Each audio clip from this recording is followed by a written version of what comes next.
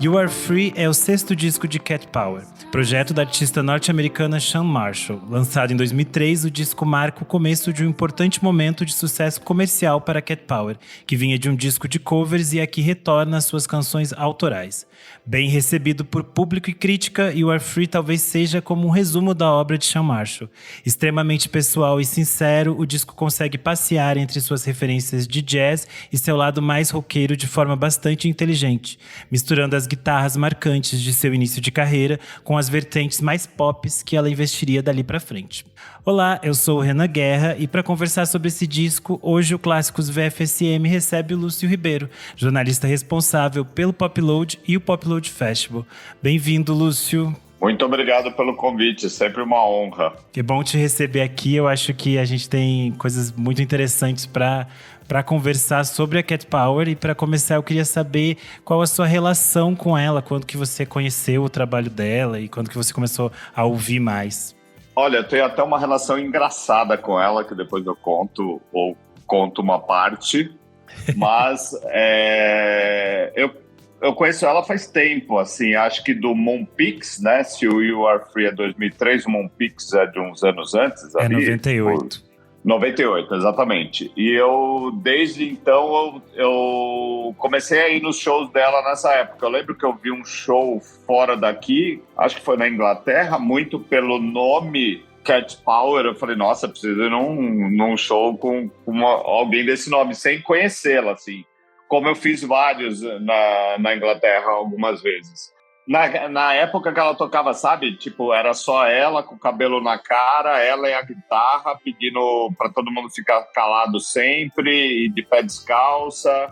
Ela era absurdamente bonita, assim, na pleno começo, acho que dos 20 anos dela, sei lá quantos anos. Mas ela era mega pitoresca, assim, e eu adorava esse tipo de som que ela fazia ali, e dessa fase, eu gosto muito dessa fase, ela, guitarra e mandando todo mundo calar a boca, assim. Teve até um show bizarro que eu fui, mas aí já eu acho que é 2001, 2002, aquela época que a gente dançava Last Night, bastante.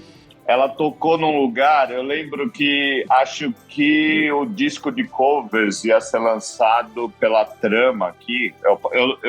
Minha memória é horrível, então pode ser que eu erre muitas coisas de memória, mas eu vou me entregando à medida que eu vou falando. E eu lembro que o Eduardo Ramos, o famoso Eduardo Ramos, era um dos diretores da Trama e me convidou para ir num show dela em Londres. Por que ela ia lançar os discos na Trama? Eu acho que ela já ia vir para o Brasil nessa época. Acho que ela veio em 2001 para cá, que ela faz 4 cidades.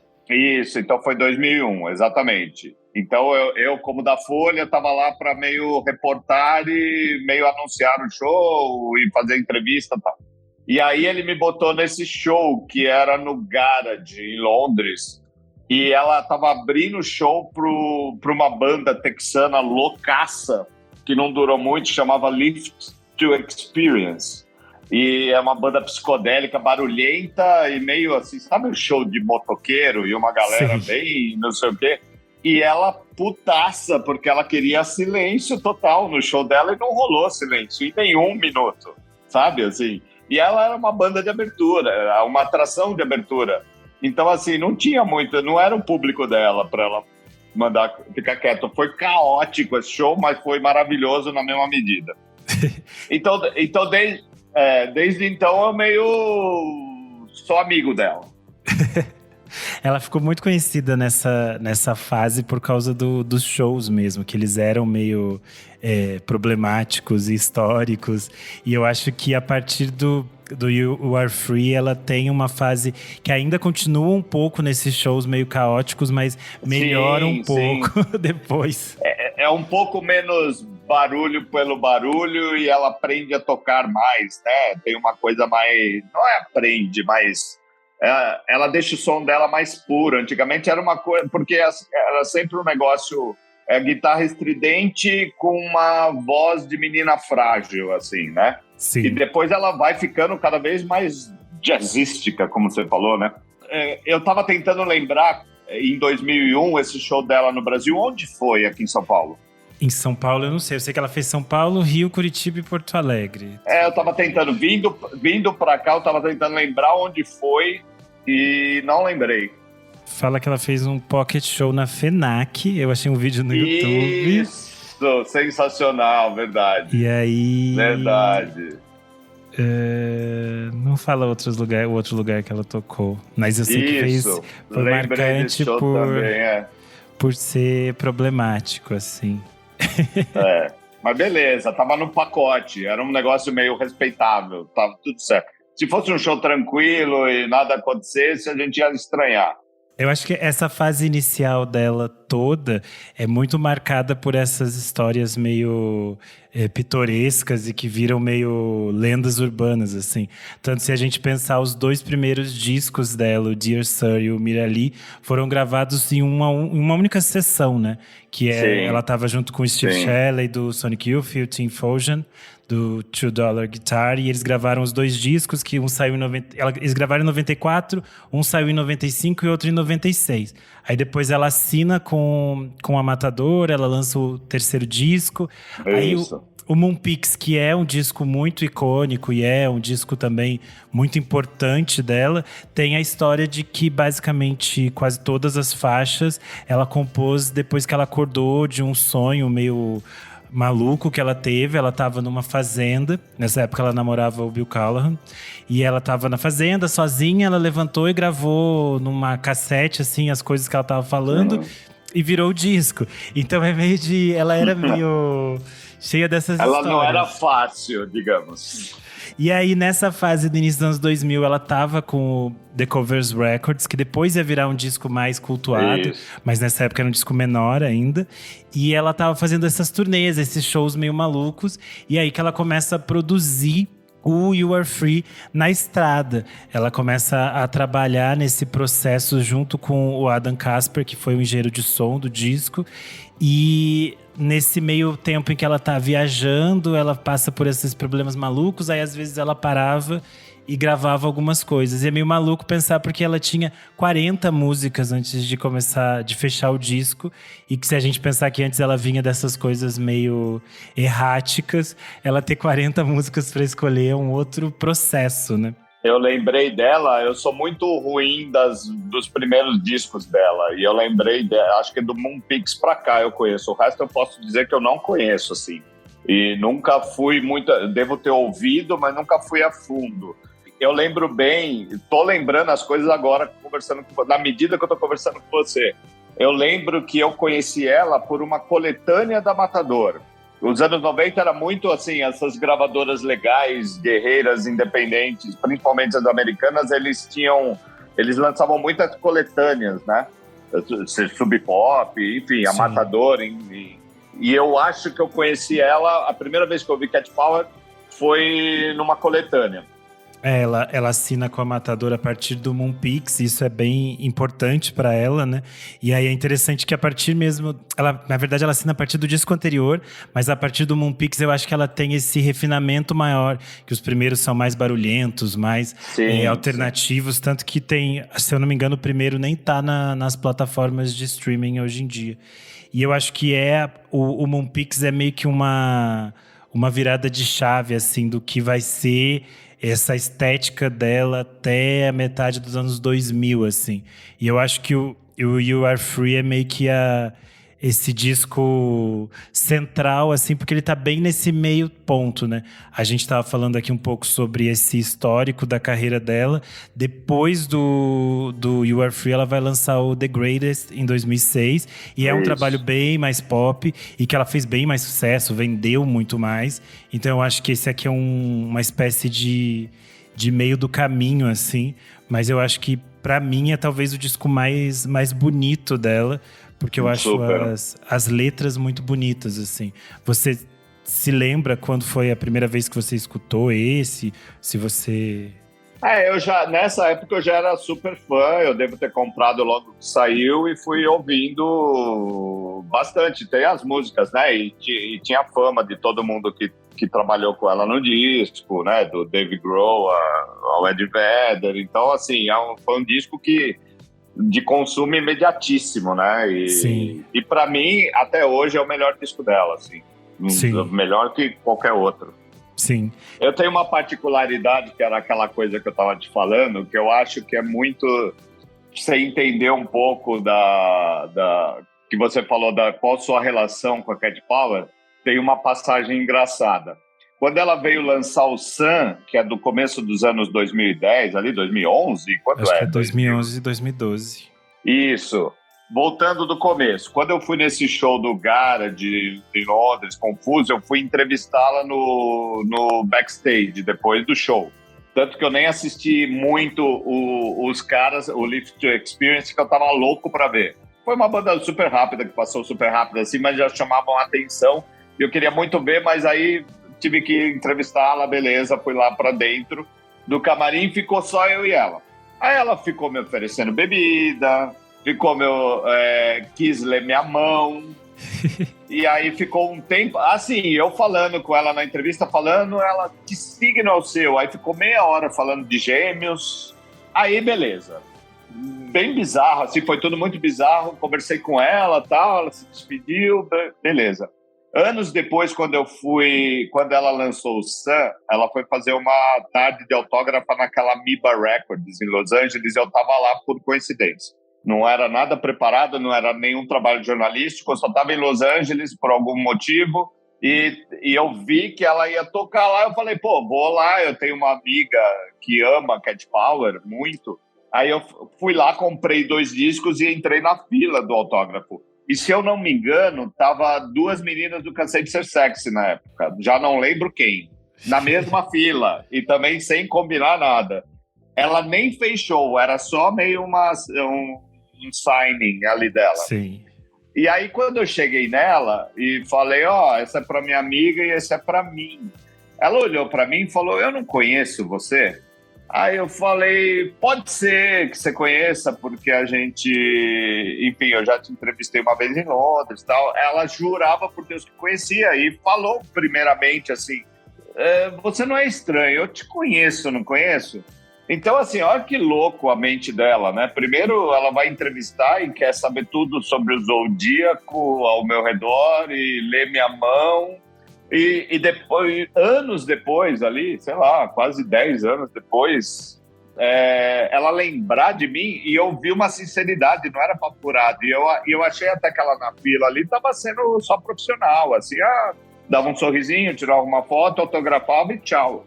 Né? E ela ficou batendo um papinho comigo, eu realmente achei sincero. E eu falei, nossa, como funciona a mente dela, né? Que bizarro. Era Sim. isso. Por isso que eu falo que ela é minha amiga, né? Não só por ter vindo nos meus pop loads e vai vir no pop load de novo, mas eu tenho uma relação com a Cat Power. Tem uma entrevista dela em 2003 para Pitchfork que ela tá lançando, né, o You Are Free, e dá a entender que ela tinha nessa época ela tava meio assim, aérea das coisas, e na entrevista ela para vários momentos e ela fala de outras coisas, dela tenta mudar o rumo da conversa, e ela quer conversar sobre outras coisas, e uma das coisas que ela fica incomodada é por essa questão de que no disco tem a participação do David Grohl, ele toca a bateria em Speak For Me, You Are e Shaking Paper. E ele também toca baixo em Shaking Paper. E tem o Ed Vedder fazendo backing vocals em Good Woman e Evolution. E aí ela fica meio brava quando o repórter pergunta sobre isso, porque ela fala: Super. A gravadora quer ficar colocando esses nomes, esse disco não é sobre name dropping, eu não quero falar sobre isso. E aí ela tenta meio mudar de assunto, assim como ela fica brava quando o repórter acredita que o Adam Kasper é o produtor do disco. E ela diz: ele não é meu produtor, ele é só um engenheiro de som, eu não queria ninguém produzindo esse disco. Então ela também tinha essa relação com a imprensa que era um pouco arredia, ela não sabia muito se comportar com essas coisas, né? Eu acho que esse é um momento bastante marcante por causa dessa figura pública dela, que não era só nos shows.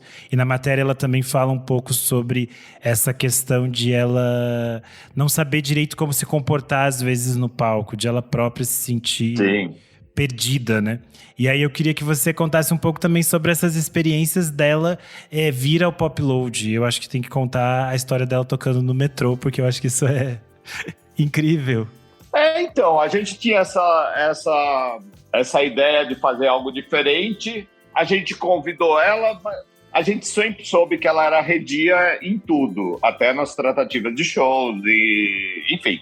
Mas eu acho que à medida que o tempo foi passando ali, ela foi super na boa, foi super mudando, assim. Quando a gente chamou ela para tocar no Pop Load, foi super tranquilo também. Ela veio de boa, não causou nada, a gente estava até um pouco preparado, assim, para umas esquisitices típicas de Cat Power. E o show do metrô foi maravilhoso e ela amou, assim. O show teve alguns problemas, né? Tipo, juntou muita gente, gente a mais do que a gente esperava. A gente tinha uma relação legal com o metrô na época por conta de uma pessoa que trabalhava lá e eles queriam fazer coisas diferentes, adoraram o nosso projeto, mas a gente achou que ia ser uma coisa super rápida e pequena, assim, acabou tomando uma dimensão que fugiu do nosso controle e o máximo que a gente conseguiu barrar o nosso desespero logístico para não chegar nela, para ela não entender que era uma coisa meio grave, porque chegou uma hora que o metrô ficava, a porta abria e fechava e estava entupido de gente, assim. Sim. O metrô, ninguém descia, ninguém... Isso atrás, ela não estava nem muito... E teve uma hora que a gente tentou apressar o show, acho que a gente conseguiu pelo menos uma música... cortar uma música a mais, cortar duas, eu já não lembro direito. Mas assim, foi super legal, ela amou toda a experiência, achou bizarra, achou legal e até queria fazer mais. Para quem tá nos ouvindo, esse show foi em 2014 no Metrô Paraíso, aqui em São Paulo. Se vocês jogarem no YouTube... Era o segundo Pop Load Festival, foi na Audio Club. E por conta disso a gente fez essas ações. Eu acho que tem mais o show dela no metrô, no YouTube, do que na áudio. Tá?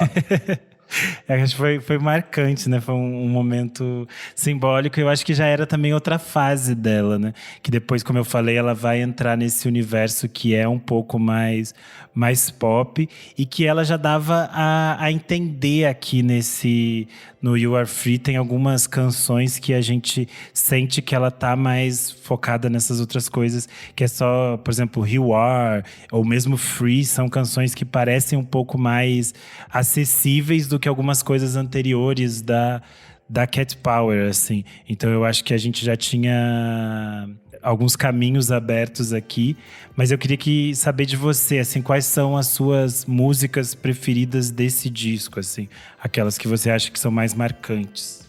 Eu gosto de todas, juro por Deus, assim, é uma coisa assim, mas eu acho que eu gosto mais de todas da Free. You Are, acho brilhante. I Don't Blame You, que abre o disco, eu acho brilhante, mas assim, Free acho que é a que mais me pega, porque ela meio dá uma mudadinha, né? Ela fica mais... são quase duas músicas numa só, assim, e é puro suco de Cat Power, eu acho. Mas gosto do Full, eu gosto do disco inteiro, assim, é um disco delicioso. E eu lembro também que eu demorei não para achar, mas para me tocar que eu tinha que ter esse disco em vinil. Eu tinha em CD, sei lá. E aí eu meio que, em algumas vezes que eu fui procurar, eu não achava esse disco. E aí acho que eu achei, se eu não me engano, posso estar enganado, foi num desses festivais bizarros que eu fui, eu não sei se foi na Noruega, ou foi uma vez que eu fui para a Suécia por conta do Invasão Sueca, lembra aquele festival que tinha aqui, que era feito pelo pessoal pela Aninha, do Coquetel Molotov, e aí uma vez eles me convidaram, eu fui para a Suécia. Eu acho que eu achei o You Are Free em algum desses lugares, assim, porque geralmente quando a gente vai para um lugar assim, a gente quer saber das lojas, pelo menos queria, né, antigamente. Hoje em dia mais Rock Trade só, né? Do que outras lojas de assinatura, assim. Mas eu lembro que eu fui numa loja, eu acho que foi na Suécia, assim, uma loja absurda. Ou na Noruega, que eu fui meio perto um do outro aí, em festivais deles lá.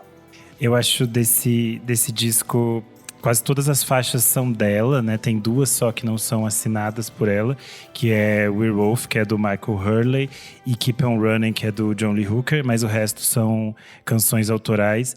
Eu gosto muito de Maybe Not e Names, é a parte mais triste ali. Eu acho que a parte que tá bem triste, mas eu acho Maybe Not muito, muito bonita. E eu acho que é muito bonita no sentido de todas as coisas que a gente sabe que ela passou. A gente falou um pouco aqui, mas toda essa fase que a gente diz, ela era um pouco problemática no palco e ela tinha outros problemas. A gente sabe que ela teve diferentes problemas com álcool, com depressão. Que depois ela acabou deixando isso mais público e falando de forma mais direta no presente. Mas eu acho que Maybe Not é muito interessante porque fala dessa questão de se sentir livre de algum modo, em algum lugar, a encontrar esta liberdade. E Names eu acho talvez uma das mais tristes que ela já fez, mas ela vai citando essas pequenas histórias de amigos dela que ela conheceu na adolescência, que foram se perdendo por abusos, violências ou uso de drogas.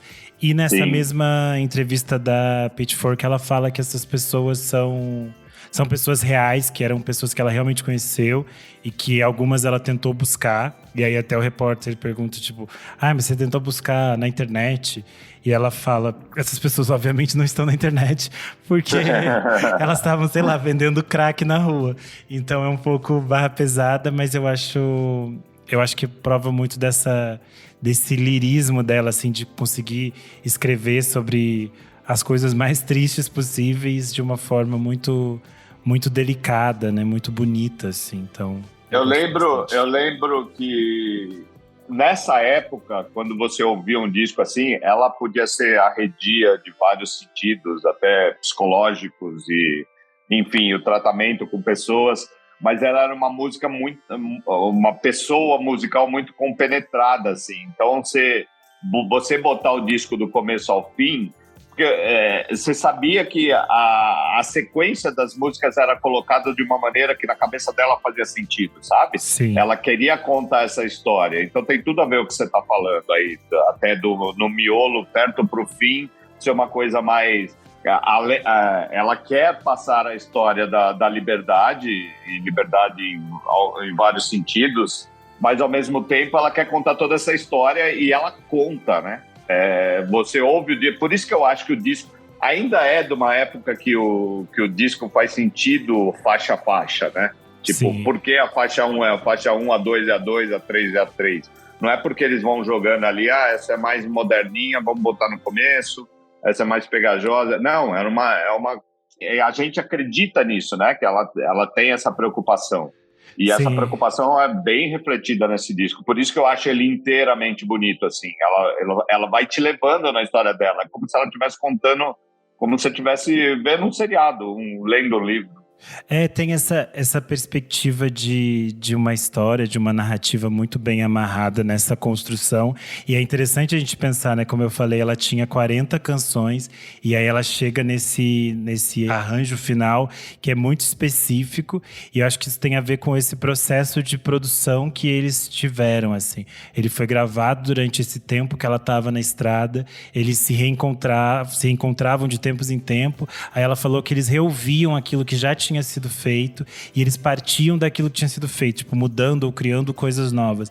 E aí eu acho que tem uma unicidade no que eles estavam fazendo, né? Não é feito assim, música por músicas soltas, e acho que por isso que cria essa identidade muito clara do disco, e a gente entende ele muito enquanto um disco para se ouvir do início ao fim, assim. E aí passa por esses estágios que são mais melancólicos e outros que parece que ela tá mais intensa, mais pra frente. Eufórica, E é curioso também que esse tem um clipe, né, que era o de Rewar, que passava muito na MTV.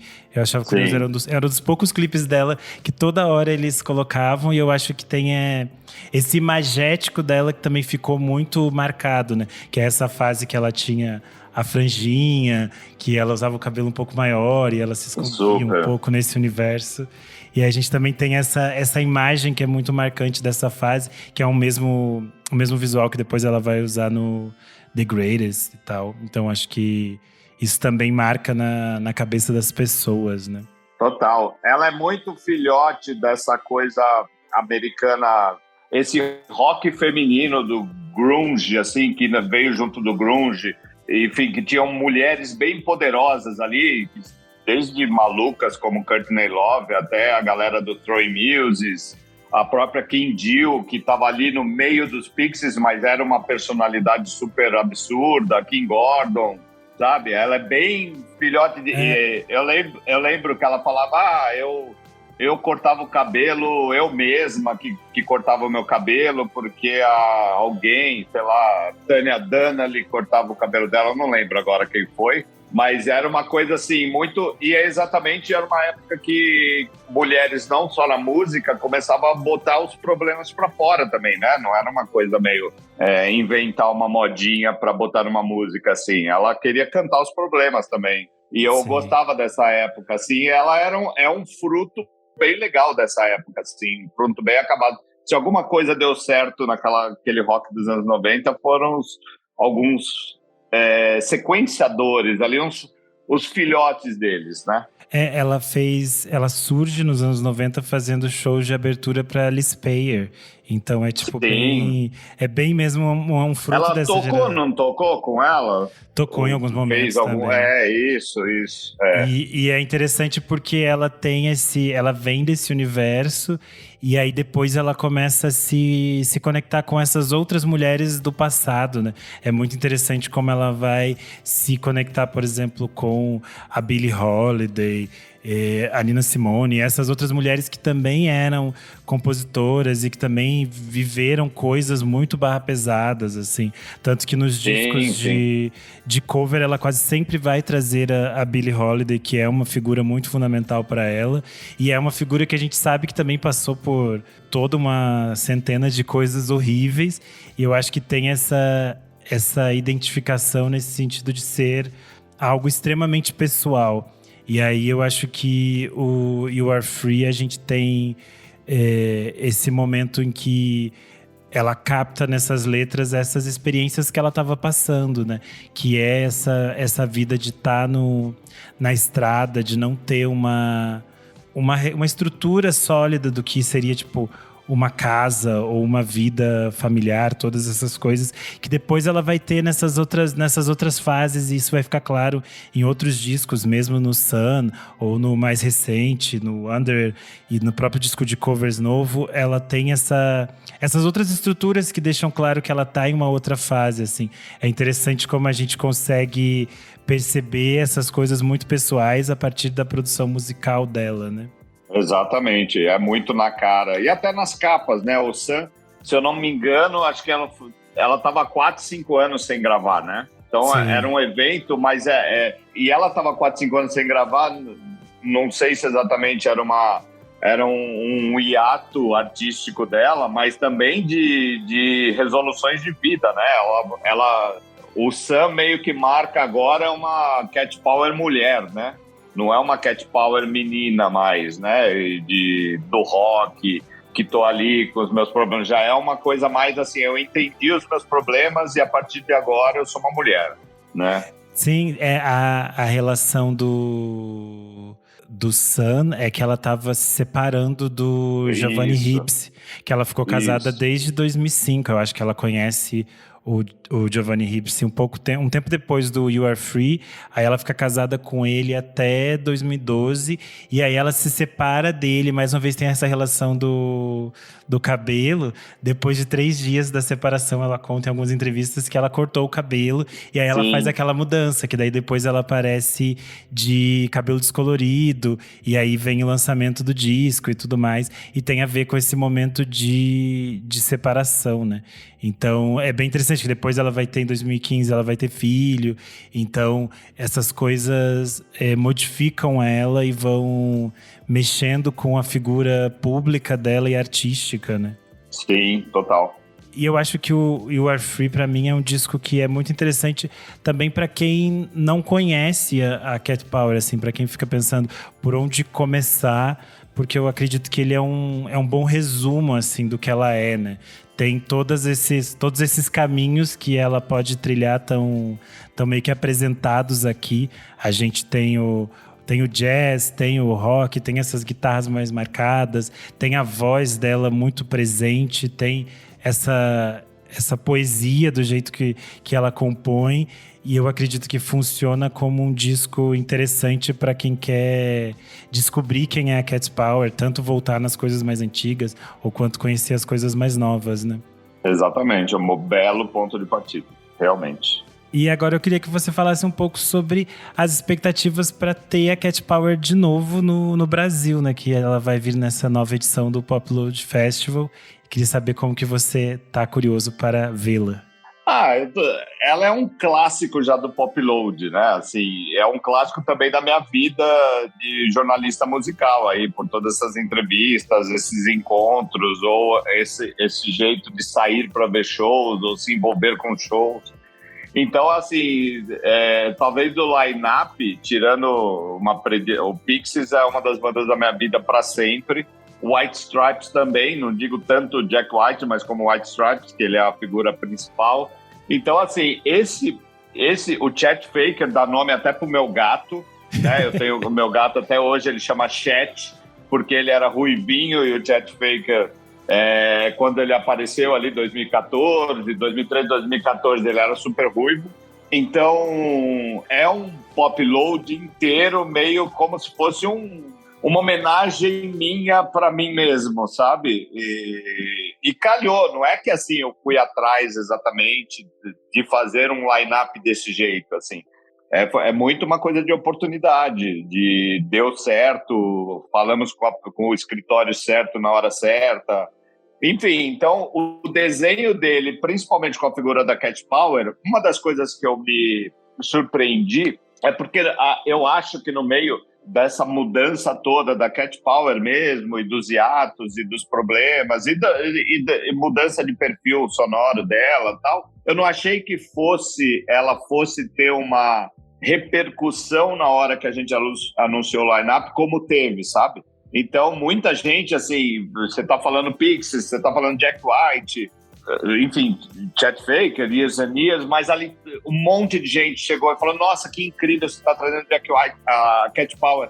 E eu achei, de uma certa forma, que era uma coisa minha indiezinha ali, sabe? Tipo, era um nominho indiezinho que vai me agradar, mas não sei se vai pegar uma galera, principalmente galera nova, galera de internet, de Spotify, assim, não sei se casa muito com fã de Cat Power ou admirador de Cat Power. E a resposta foi muito boa, assim, muito do que eu tive de amigos, do que todo mundo veio me falar assim: nossa, que demais o line-up, putz, você vai trazer a Cat Power, sabe? Assim, o nome dela bateu muito, assim. Então eu fiquei bem contente com isso, assim.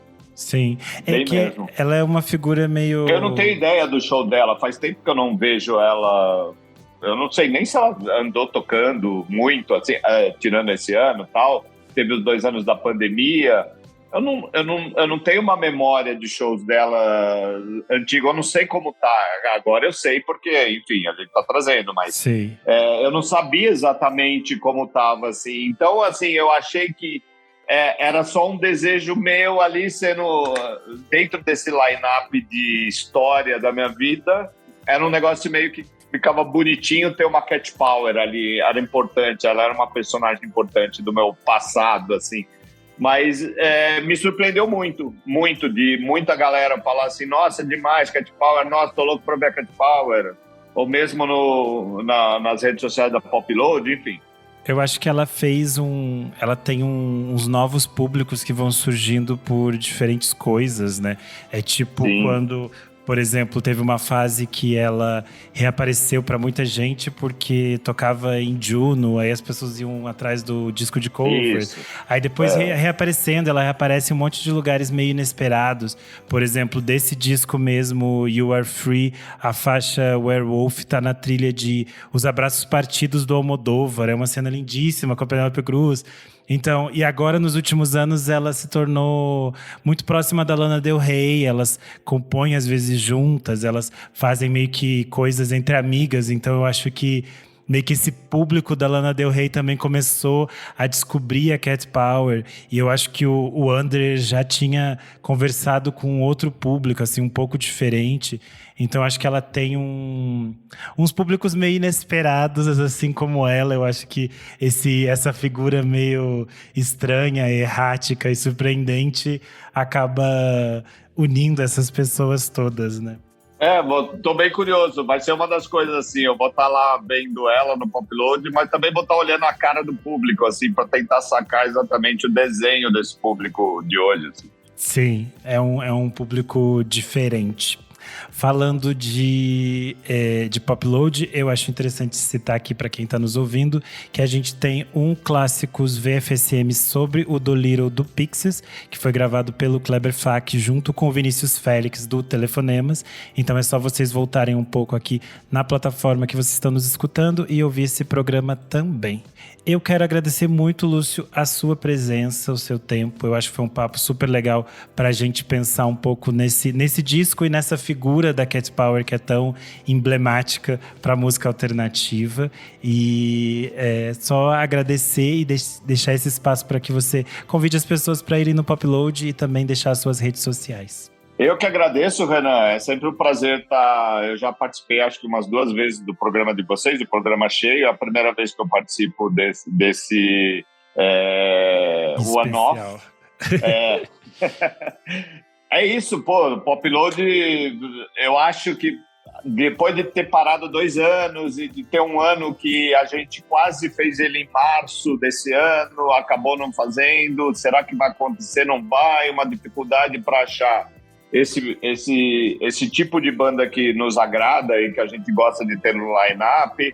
Ele saiu até surpreendentemente melhor do que eu esperava. Eu já estava aceitando quase qualquer coisa assim, porque a gente precisava fazer só para se manter vivo. E é isso, assim, eu quero muito que as pessoas vejam, principalmente porque neste ano ele vai acontecer num parque, então toda aquela atmosfera de festival de parque também a gente vai ter. A gente sempre era maravilhoso no Memorial da América Latina, mas lá é um cimentão que chega uma hora para um festival longo de dia inteiro, tem uma hora que dá um cansaço visual / mental, né? E parque, já fui em milhares de festivais em parque, é sempre legal, é sempre uma coisa meio contato com a natureza. Parece que você está num passeio, assim, e ao mesmo tempo você está consumindo uma música legal. Enfim, quem é fã de Popload vai nos shows da Popload. É uma galera muito dedicada, é um festival um pouco diferente de grandes como Lollapalooza, assim, que você vai no embalo da galera. Então você está lá pela banda, pela música mesmo.